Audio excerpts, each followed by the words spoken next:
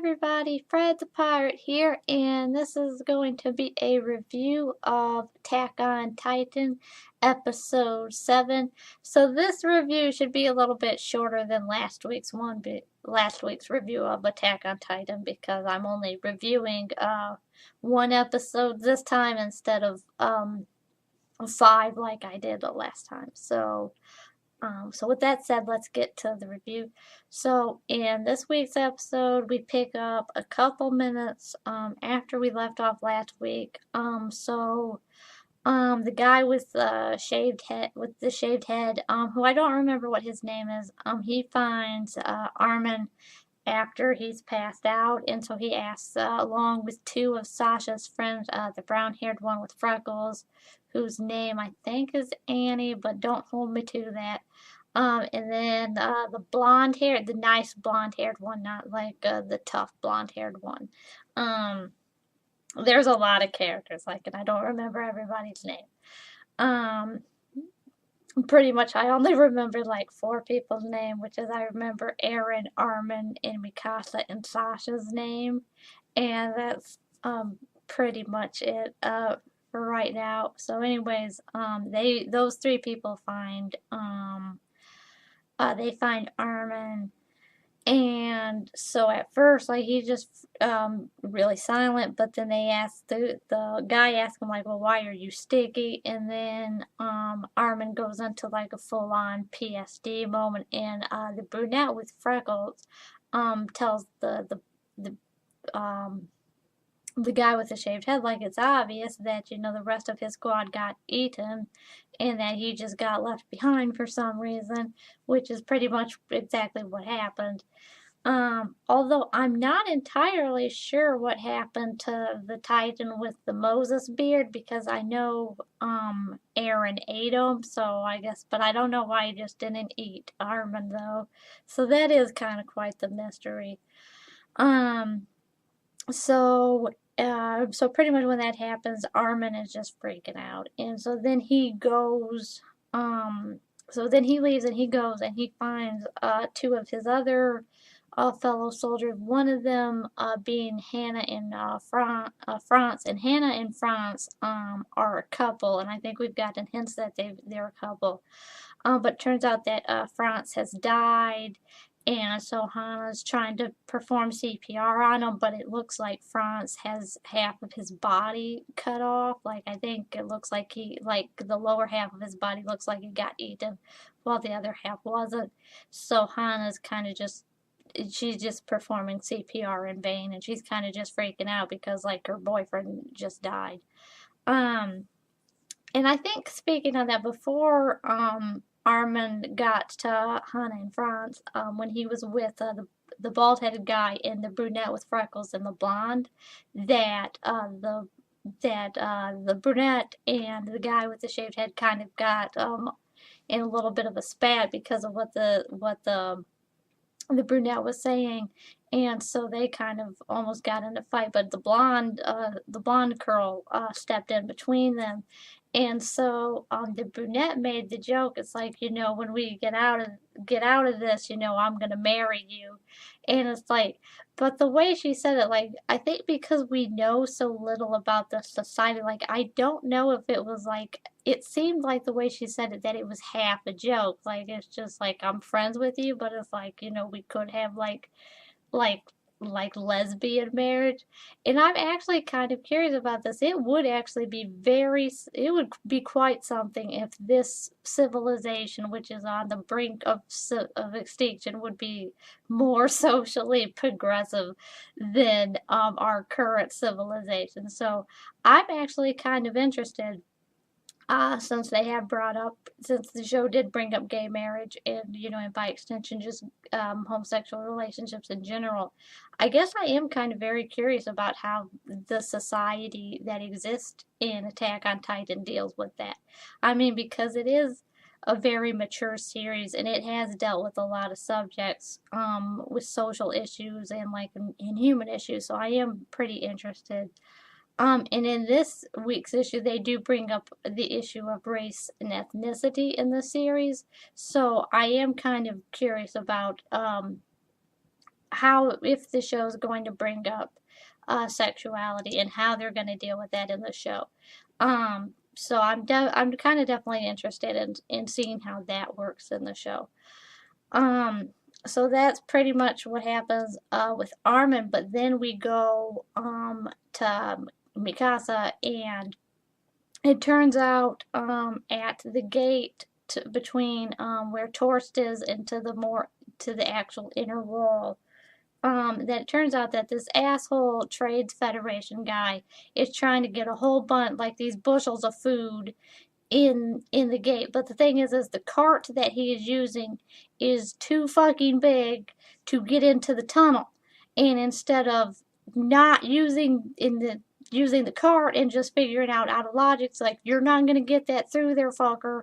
That he decides to be an asshole, and there's like 200 people waiting behind him to get through the goddamn tunnel, and he's just like, fuck you people, I'm just gonna get my food through on my cart that's too big to get into this tunnel in the first place.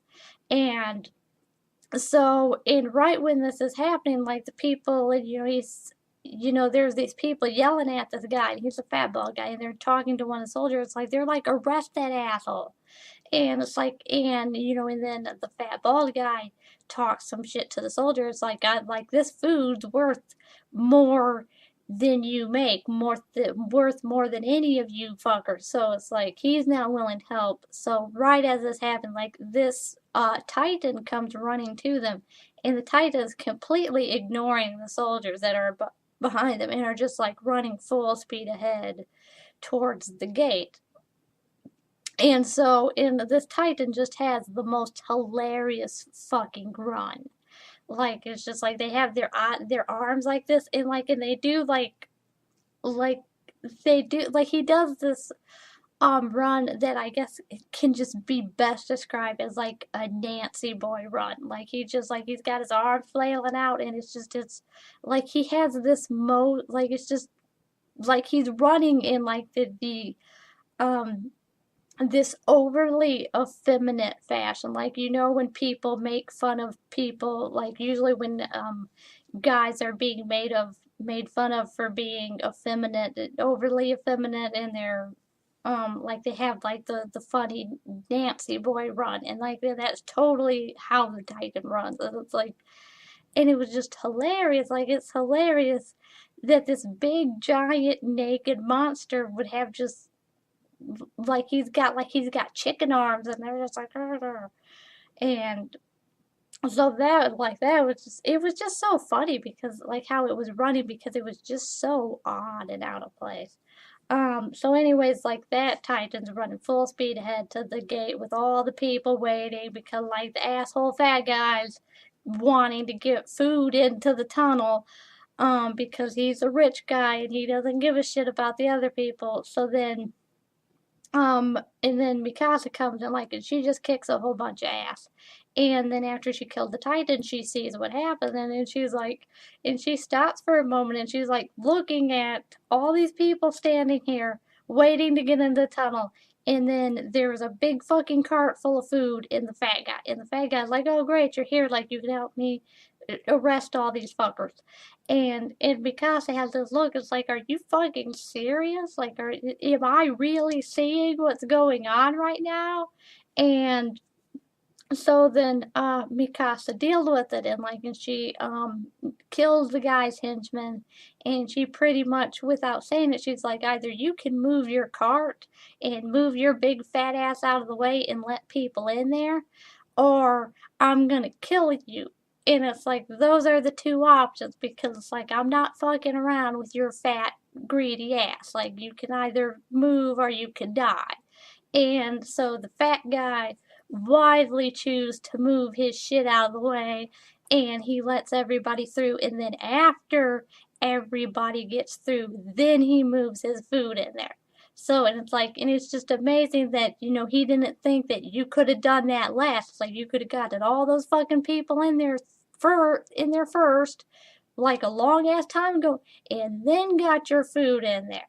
Like, instead you want to fuck around. So, and you've spent way more time than you needed to there. It's like, you kind of have to be smart about that shit. And so that happens, and then it turns out we get a flashback after that of Mikasa's past, and it turns out that before um, Mikasa lived with Eren and his family, that she lived with her own family out on this farm, and that it turned out that Mikasa's parents were killed by these thugs so that they could potentially sell Mikasa and her mother as prostitutes in the capital. And it turns out the reason why they wanted to sell Mikasa and her mother, despite Mikasa being like 10 or 11, is because her mother, that Mikasa and her mother are Oriental, so they're Asian. And in fact, that they're essentially the two Asian people left in the whole planet. And so one of the thugs mentions this when he's explaining it to his underling, that she is not Caucasian. And he said that in the past, before what happened with the Titans happened, that there used to be all different kinds of races of humans. And he mentions that Mikasa's ancestors, at least her paternal ancestors, came over from a place called the Orient. And so the head thug gets really pissed off at his underling for killing Mikasa's mother, because Mikasa's mother was Asian, and Mikasa's half Asian, so she's biracial.